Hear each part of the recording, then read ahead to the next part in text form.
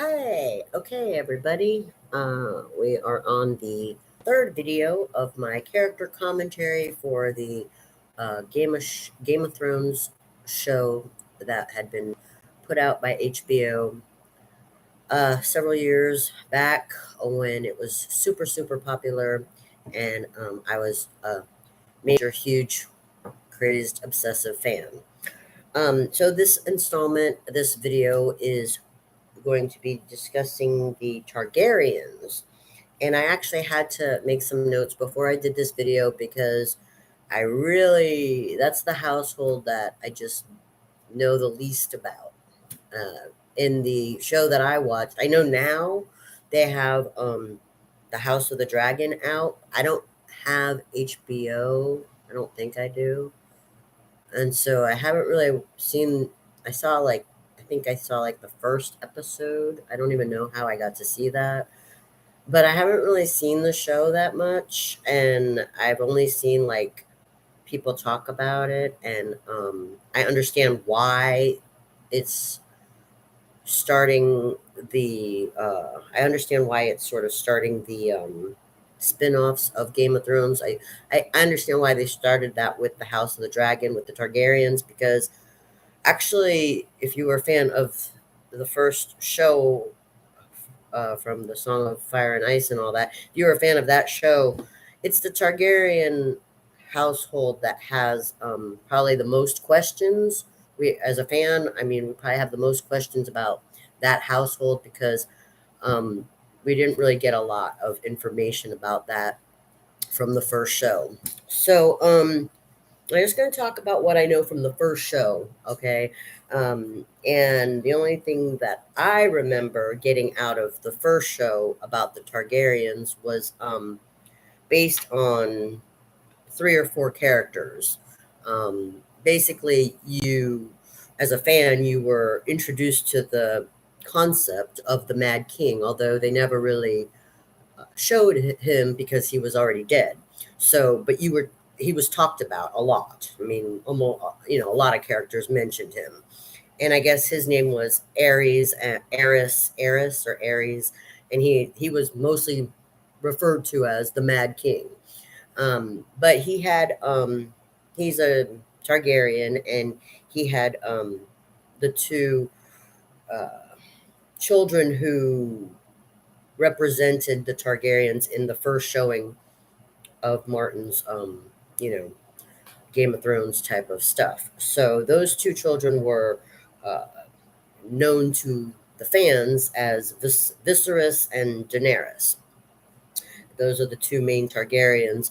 And when you're a fan watching the show, it's kind of weird when you see them because they're like kind of like the last of the Mohicans. They're like the last two Targaryens in the world, and you're kind of like, well, what happened to that household, or what happened to that family?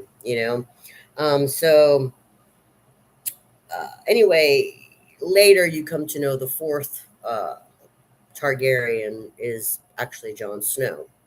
But you don't get that till way at the end of, you know, you don't even start to know that until like pretty much the end of the show, seventh and eighth season. You start figuring that out. But for the whole first like 5 seasons, I would say, of the original show, you pretty much think that the only Targaryens in the world that were left is Viserys and Daenerys, and their brother and sister, the two last children, or the only children left from the Mad King, also known as Aerys. Now, one thing I'm going to say, because my next video will be on the Baratheons, is that from looking at some notes and from also my own memory of watching the show, you know that Robert Baratheon, who was the king when the show began, who was on the throne, did not like Targaryens. He did not like the Targaryens, and almost everything out of his mouth in regards to the Targaryen was basically that they were like the scum of the earth and that he wanted them dead.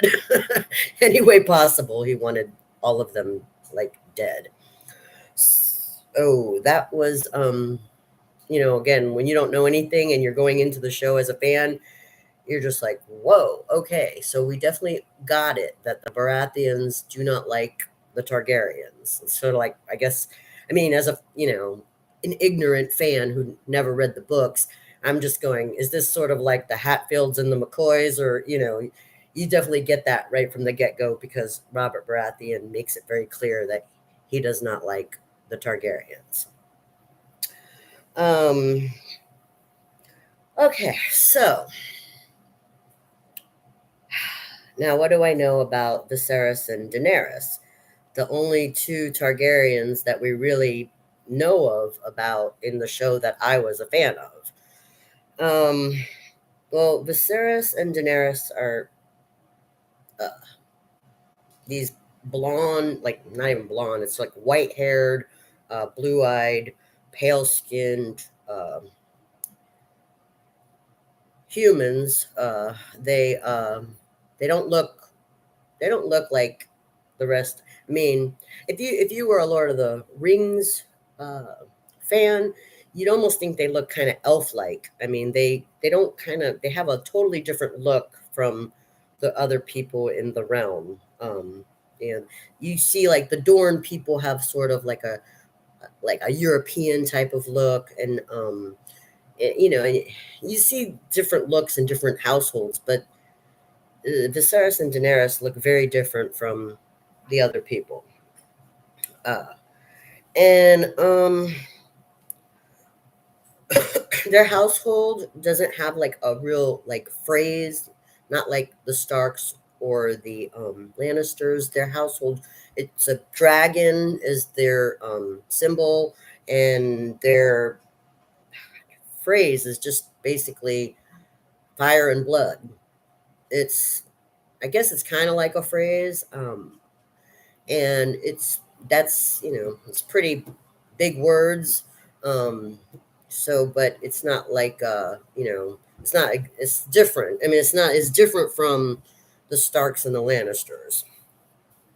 So anyway, so here you have Viserys and Daenerys introduced to us new fans, right? And they're from the dragon household, and all we know is that there was some crazy king who was their father, and he wanted to blow everything up. And these survivors, his two children, uh, are trying to make a life for themselves in the world when basically I guess everything fell apart for them. So uh, Viserys is a very clever. He's the older brother, and he's very clever, and he's trying to be strategic, and I guess you know somehow reclaim his throne. But he doesn't have much to work with, and the only thing he really has to work with is his sister, which, who, as a fan watching the show, you don't realize this is the part where they say the book and the show is different. And I just read this part in a note. I don't know if I'm getting accurate information, but according to the notes I read, when Viserys is using Daenerys as a sort of a like currency, she's only 13 years old. You don't get that from the show. I mean, in the show, she looks like a grown woman. I mean, she looks like a total adult. But I guess that's the difference where you talk about from book to show, because that if we had thought of her as a 13-year-old, our opinions might have been like way different. Um, but I didn't know she was like 13. I mean, the actress Emily who played her is a beautiful woman, and there's no way I would have ever guessed, that the character Daenerys was only 13 when she was being bartered by Viserys, yeah, to get some armies from the Dothraki. It's kind of weird, when you know that. Anyway, so Viserys does use his sister. He basically sells her in marriage to the Khal Drogo, and tries to get an army from them. so that he can maybe regain his throne, which nobody really likes that idea because everybody thinks that the crazy Mad King heiress, they're kind of glad to be rid of him, even though even though Jamie gets spit on for that, but they don't really trust that Viserys or any of Aerys' heir would be any different than the Cuckoo King. So they sort of live in this place. I guess we don't really understand where they're coming from, but I guess it's known as Summerhall because it's sort of like where they retreated to after losing their throne stuff. And that's it. I mean, basically, we just get to watch uh, Viserys die because Khal Drogo kills him, and then Daenerys has to watch Khal Drogo die, and then she loses her baby, but she gives birth to three dragons: Drogon, Rhaegal, and Viserion. And I'm not talking about human people under like the symbol of dragon. I'm talking about she gives birth to three real dragons, which shocks everybody, and that sort of makes her famous. Okay, now she, because of these dragons, and because um, she has a sort of like a superpower of being able to survive being burned alive. She can survive that. So between her being able to survive that and having three dragons, she starts getting a lot of fame across the land and a lot of fans who are, who are cheering for her.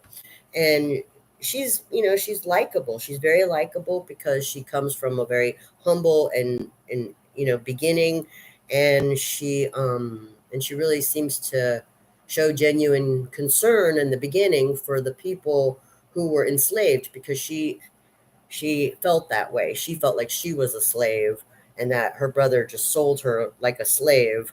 And so whenever she sees anyone else who feels that way, has that compassion and she wants to free the slaves.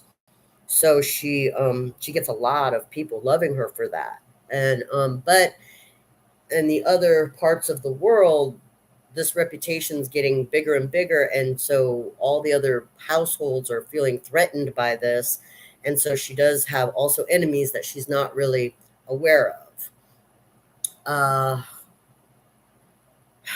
And that's pretty much it. That's all we really get about the Targaryens from the first Game of Thrones show that was put on HBO.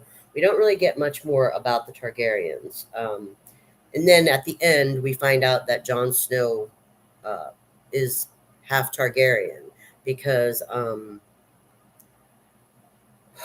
Lyanna, his mother, is uh, Eddard Stark's sister, but his father is a Targaryen. Yeah, so it's really complicated there. I'm still kind of trying to wrap my head around that. But so when everybody was like, "Oh, John and Daenerys are so cute," they were no different than Jamie and Cersei because then you have this whole incestual thing going on again. Yeah, it's like really mind blowing, right? Okay, so anyway, that's all. That's all you get about the Targaryens in the first showing, and I mean, you know, if you've watched the show, then if you watch the show, you know what you felt about Viserys and Daenerys. And I mean, I think everybody who was a fan was kind of shocked at the end when John kills Daenerys because we're all like, what? Like, we didn't see that coming. Daenerys didn't see it coming. The fans didn't see it coming because we thought it was going to be just like this happy, they're going to be the king and queen, right? They're going to win. No, John kills Daenerys, and it's like we're all like, mind blown by that because we're like that he did to Daenerys the same thing that the Wall did to him, you know. So it was like, whoa. That was mind blowing. And that's all we got really from the Targaryens. Uh, Now there are a lot of characters that come in while you're following Daenerys's journey through the seasons of the original show. I mean, while you're looking at how Daenerys is growing and and becoming loved and famous and all this stuff, you get to meet all kinds of really wonderful and new characters that really may or may not belong to a famous or well-known household, but you do get to know a lot of great characters through her journey. And I'll talk about those characters later because I just want to do this by household, and then once I'm done with the households, then I'll get to all the other characters.